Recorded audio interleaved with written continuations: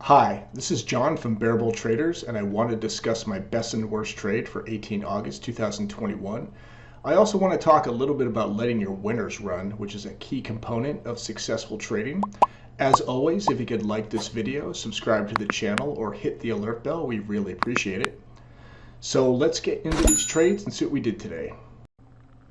All right, my worst trade today was on VRPX. This was a chase trade, let's call it that, because there's no particular strategy I would assign to this. The volume at entry was about 16 million shares, and the RVOL was 1900%.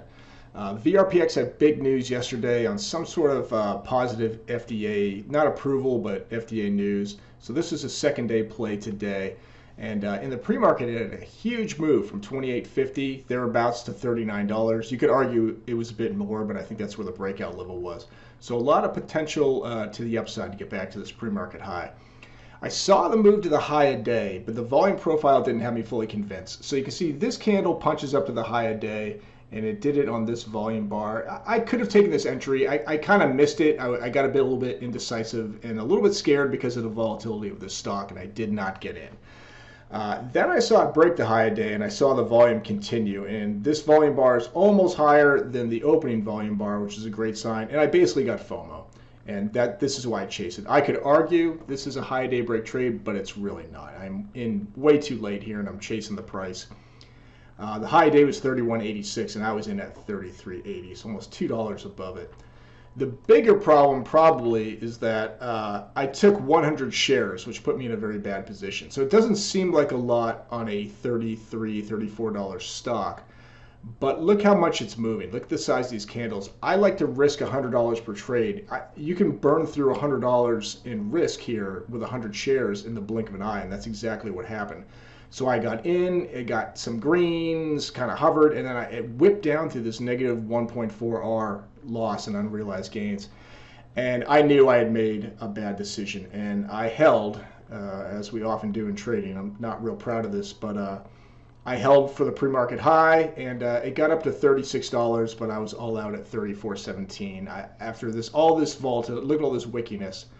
I did not want to be in this stock. An appropriate size on this would have been more like 50 shares, or even as much as it can move, believe it or not, 25 shares could have been the proper amount to have proper risk and get the reward that I'm looking for, on a daily basis.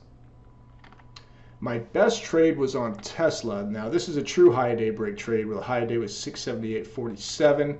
Volume at entry was 2.9 million shares, and the RVOL was 110%.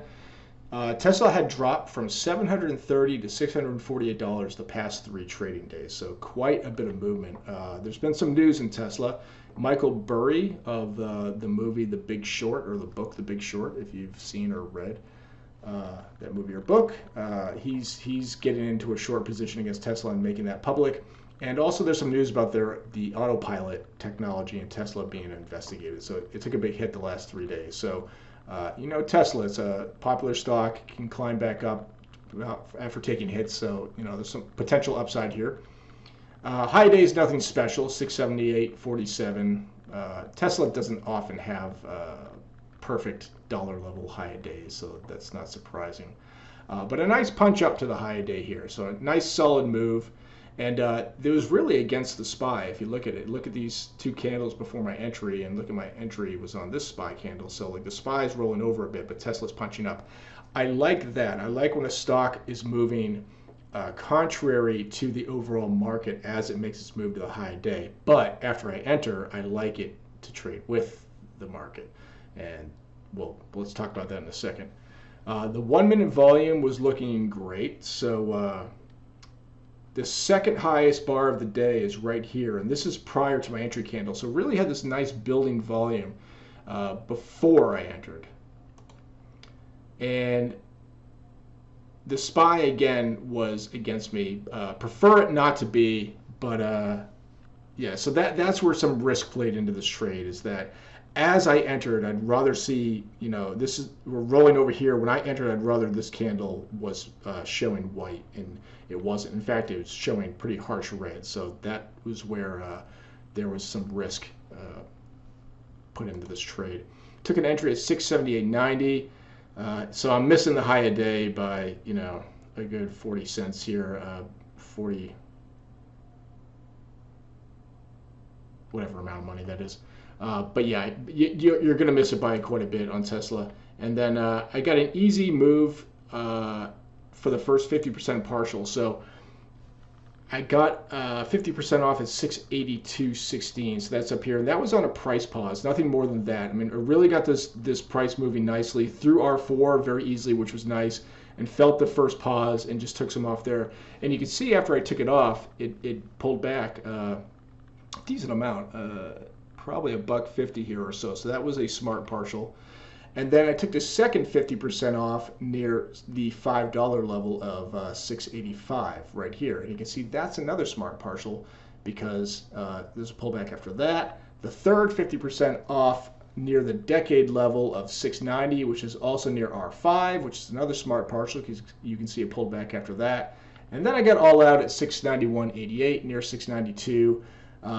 I set a range order just below this support level here, and I saw this punch right here. I thought might be the one that gets it up to 695, and I was going to get all out there, but I didn't want to lose all these unrealized gains. So when I saw this move start to happen, I set my the bottom of my range order just below this support level, and had the upper end of my range order up around 695. But what I want to point out here is that you gotta let stocks run. Look at Tesla. Look at how much it moves on a daily basis. How much potential is there for movement, and the price of it. It's a very, very expensive stock.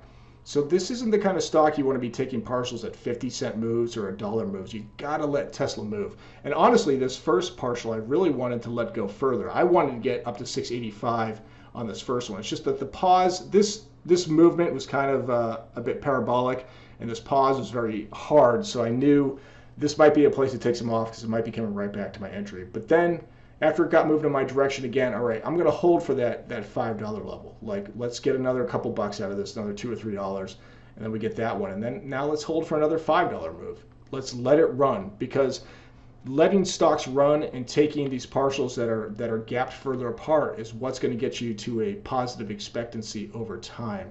That's what's going to overcome your 1 hour losses. You got to let them run. It's a very cliche thing in stock trading to say cut your losers short and let your winners run, but it's true. You have to do that. You have to have good risk management, which is cutting your losers short, and then you got to let your winners run. And you got to ask yourself, how much can Tesla run? When it's trying to build back after a 3-day kick in the pants from 730 to 648.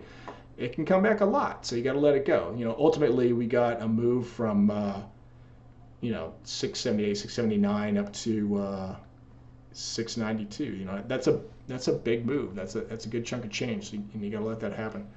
So anyway, I'll stop babbling. Thank you for watching this video. If you want, drop a comment below and we can talk about this, and I will talk to you guys next time. Bye bye.